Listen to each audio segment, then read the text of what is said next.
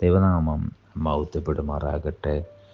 വിഷാദങ്ങളും രോഗങ്ങളുമൊക്കെ ഇന്ന് മനുഷ്യനെ ഏറ്റവും അധികം അലട്ടുമ്പോൾ എന്താണ് ഇതിനെപ്പറ്റി, രോഗസൗഖ്യത്തെപ്പറ്റി ദൈവം നമ്മളെ പഠിപ്പിക്കുന്നത്?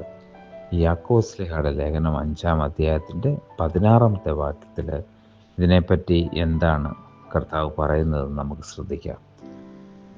നിങ്ങൾക്ക് രോഗശാന്തി വരേണ്ടതിന് തമ്മിൽ പാപങ്ങളെ ഏറ്റുപറയുക. അതാണ് ആദ്യം ചെയ്യേണ്ട കാര്യം.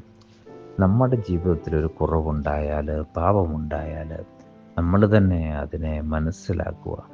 അത് തെറ്റായിരുന്നു എന്ന് മനസ്സിലാക്കുമ്പോൾ നമുക്കത് കർത്താവിനോട് ഏറ്റുപറയാം. അതുപോലെ തന്നെ നമുക്കത് നമ്മുടെ സുഹൃത്തുക്കളോട് പറയാം. എൻ്റെ ജീവിതത്തിൽ എനിക്കിങ്ങനൊരു കുറവ് സംഭവിച്ചു പോയി. സത്യസന്ധത, വിശ്വസ്തതയാണ് ദൈവം നമ്മിൽ നിന്ന് ആഗ്രഹിക്കുന്ന ഏറ്റവും പ്രധാനപ്പെട്ട കാര്യം. വീണ്ടും കർത്താവിൻ്റെ ആത്മാവ് പറയുന്നു, തമ്മിൽ ഒരുവന് വേണ്ടി മറ്റൊരുവൻ, അതായത് നമ്മൾ നമുക്ക് വേണ്ടി മാത്രമല്ല മറ്റുള്ളവർക്ക് വേണ്ടിയും പ്രാർത്ഥിക്കുക.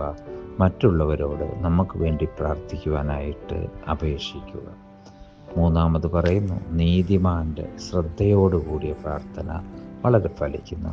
കർത്താവിൽ പ്രിയരെ, നമ്മൾ അറിഞ്ഞുകൊണ്ട് ഏതെങ്കിലും തരത്തിലുള്ള തെറ്റുകൾ ചെയ്താൽ, കുറ്റങ്ങൾ ചെയ്താൽ അവ ഏറ്റുപറഞ്ഞുപേക്ഷിച്ച് കർത്താവായ യേശു ക്രിസ്തു എന്ന നീതിമാൻ നമുക്ക് വേണ്ടി പിതാവിൻ്റെ വലത്ത് ഭാഗത്തുള്ളതുകൊണ്ട് ആ കർത്താവായ യേശു ക്രിസ്തുവിൻ്റെ നാമത്തിൽ നമ്മൾ അപേക്ഷിച്ചാൽ, മറ്റുള്ളവർക്ക് വേണ്ടി നമ്മൾ പ്രാർത്ഥിച്ചാൽ, നമ്മുടെ പാപങ്ങളെ ഏറ്റുപറഞ്ഞ് പ്രാർത്ഥിച്ചാൽ തീർച്ചയായിട്ടും നമ്മുടെ ജീവിതത്തിലെ രോഗങ്ങളും പ്രയാസങ്ങളും ദുഃഖങ്ങളും ഒക്കെ മാറിപ്പോകും. ഈ വചനത്താൽ ദൈവം നമ്മെ അനുഗ്രഹിക്കട്ടെ. ആമേൻ.